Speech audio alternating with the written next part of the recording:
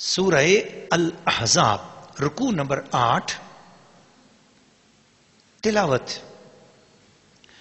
يا أيها النبي قل لأزواجك وبناتك ونساء المؤمنين يدنين عليهن من جلابيبهن ذلك أدنى أن يعرفن فلا يؤذين وكان الله غفورا رحيما. لئن لم ينته المنافقون والذين في قلوبهم مرض والمرجفون في المدينة لنغرينك بهم ثم لا يجاورونك فيها إلا قليلا ملعونين أينما ثقفوا أخذوا وقتلوا تقتيلا. سنة الله في الذين خلوا من قبل ولن تجد لسنة الله تبديلا. يسألك الناس عن الساعة قل إنما علمها عند الله وما يدريك لعل الساعة تكون قريبا. إن الله لعن الكافرين وأعد لهم سعيرا خالدين فيها أبدا لا يجدون وليا ولا نصيرا. يوم تقلب وجوههم في النار يقولون يا ليتنا أطعنا الله وأطعنا الرسول فقالوا ربنا إنا أطعنا سادتنا وكبراءنا فأضلونا السبيلا. ربنا آتهم ضعفين من العذاب ولعنهم لعنا كبيرا. سورہ الاحزاب رکوع نمبر 8 ترجمہ کنز الایمان. اے نبی اپنی بیویوں اور صاحبزادیوں اور مسلمانوں کی عورتوں سے فرما دو کہ اپنی چادروں کا ایک حصہ اپنے منہ پر ڈالے رہیں. یہ اس سے نزدیک تر ہے کہ ان کی پہچان ہو تو ستائی نہ جائیں اور اللہ بخشنے والا مہربان ہے. اگر باز نہ آئے منافق اور جن کے دلوں میں روگ ہے اور مدینہ میں جھوٹ اڑانے والے تو ضرور ہم تمہیں ان پر شے دیں گے. پھر وہ مدینہ میں تمہارے پاس نہ رہیں گے مگر تھوڑے دن. پھٹکارے ہوئے جہاں کہیں ملے پکڑے جائیں اور گن گن کر قتل کیے جائیں. اللہ کا دستور چلا آتا ہے ان لوگوں میں جو پہلے گزر گئے اور تم اللہ کا دستور ہرگز بدلتا نہ پاؤ گے. لوگ تم سے قیامت کا پوچھتے ہیں تم فرماؤ اس کا علم تو اللہ ہی کے پاس ہے اور تم کیا جانو شاید قیامت پاس ہی ہو. بے شک اللہ نے کافروں پر لعنت فرمائی اور ان کے لیے بھڑکتی آگ تیار کر رکھی ہے. اس میں ہمیشہ رہیں گے. اس میں نہ کوئی حمایتی پائیں گے نہ مددگار. جس دن ان کے منہ الٹ الٹ کر آگ میں تلے جائیں گے کہتے ہوں گے ہائے کسی طرح ہم نے اللہ کا حکم مانا ہوتا اور رسول کا حکم مانا ہوتا. اور کہیں گے اے ہمارے رب ہم اپنے سرداروں اور اپنے بڑوں کے کہنے پر چلے تو انہوں نے ہمیں راہ سے بہکا دیا. اے ہمارے رب انہیں آگ کا دونا عذاب دے اور ان پر بڑی لعنت کر. سورہ الاحزاب رکوع نمبر 8 تفسیر. ناظرین و ناظرات و سامعین و سامعات، مسلمان خواتین کو با پردہ رہنے کا حکم دیا گیا.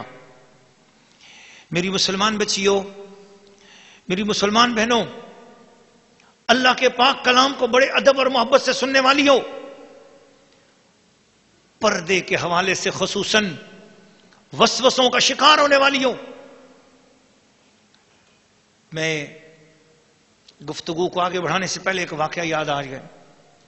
ایک خاتون میں ملنے کے لیے آئیں تو وہ پردے میں نہ تھیں، اپنے شوہر کے ساتھ آئیں تو ہم نے ان کے شوہر کو بھی تاکید کی کہ ان کو پردے میں ان کو پردہ کراؤ، ان کو با پردہ رکھا کرو. آپ کی زوجہ ہیں مگر ان کا بناؤ سنگار، ان کی زیب و زینت یہ صرف تمہارے لیے ہے اور یہ جب بھی باہر نکلے تمہارے ساتھ تو ان کو پردے میں رکھا کرو.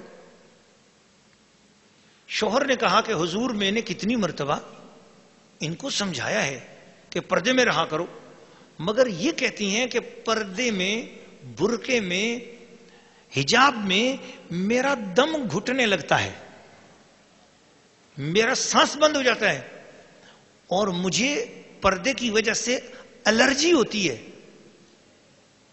اور میری چہرے کی جو کھال ہے اس پر بھی مجھے الرجی پیدا ہو جاتی ہے، اس لیے یہ پردہ نہیں کرتی اور میں ان کو کہتا رہتا ہوں.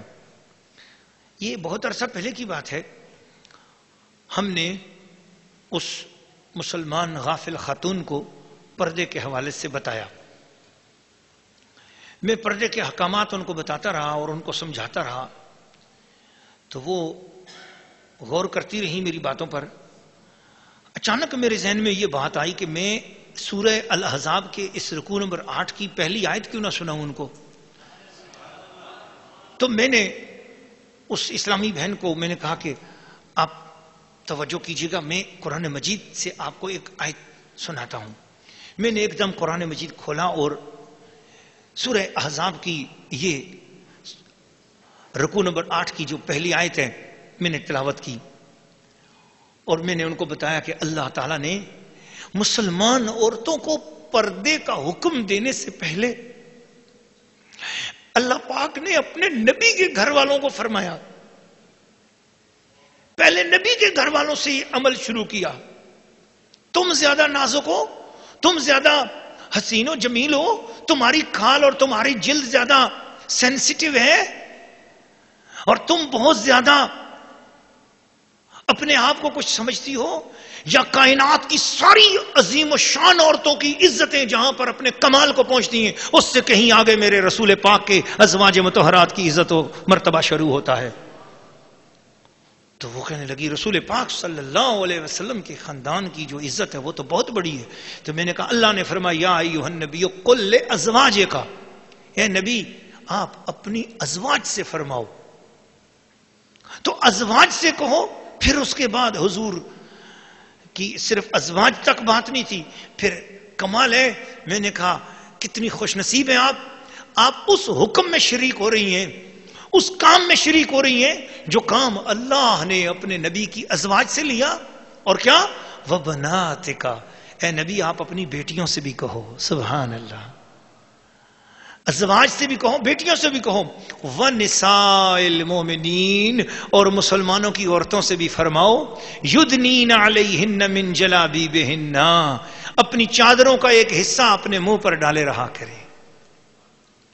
تو اس کا مطلب ہے چادر اتنی بڑی ہونی چاہیے کہ جس سے چہرہ بھی ڈھک جائے اور جسم بھی ڈھکے. اور یہ جو چھوٹے چھوٹے دوپٹے اور دوپٹیاں، چننے اور چنیاں، ان چیزوں کا یہ مذاق ہے. اگر آپ سچے طریقے سے رسول اللہ کی غلام بننا چاہتی ہیں،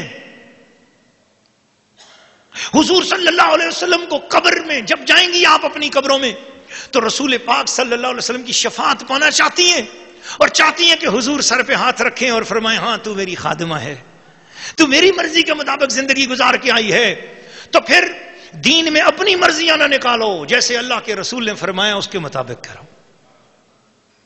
میری امی جان والدہ گرامی مفسر قرآن مجذوب اسلام جنہوں نے قرآن مجید فرقان حمید کی تفسیر لکھی ہے اور الحمدللہ اس کے 3 پارے چھپ بھی چکے ہیں اور باقی پوری تفسیر مکمل ہے اور وہ بھی اپنے وقت پر انشاءاللہ العزیز منظر عام پہ آئے گی.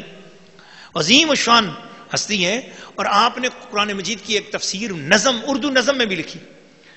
اس تفسیر کے کچھ اشعار ہیں جس میں آپ نے مسلمان عورتوں سے بھی خطاب کیا. تو چونکہ یہ آیت کریمہ آ رہی ہے اور گفتگو ہو رہی ہے تو مجھے وہ اشعار یاد آ رہے ہیں، تو میں آپ کو وہ اشعار سناتا ہوں. تفسیر رقیہ، اس تفسیر کا نام جو آپ نے نظم میں لکھی ہے قرآن پاک کی، اس کا نام ہے تفسیر تشعیر العرفان.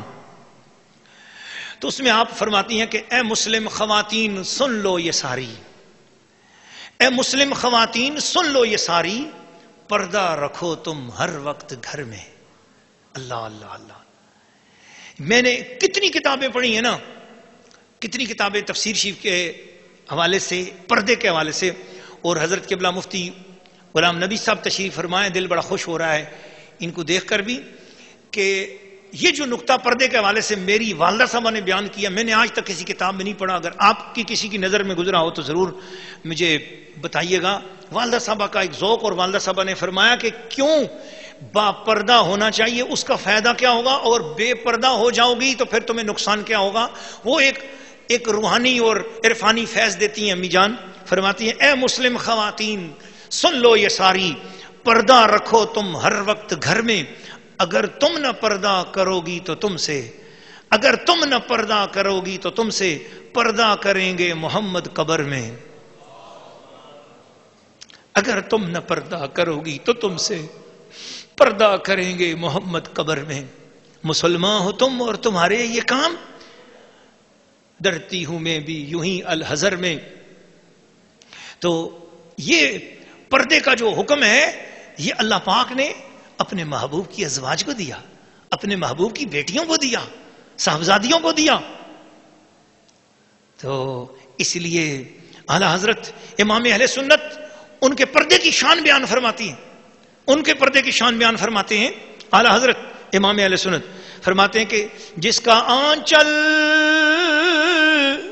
نہ دیکھا مہو مہر نے,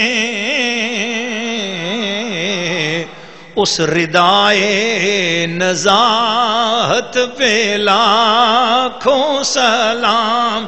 مصطفیٰ جان رحمت پہ لاکھوں سلام. شمع بز میں ہدایت پہ لاکھوں سلام.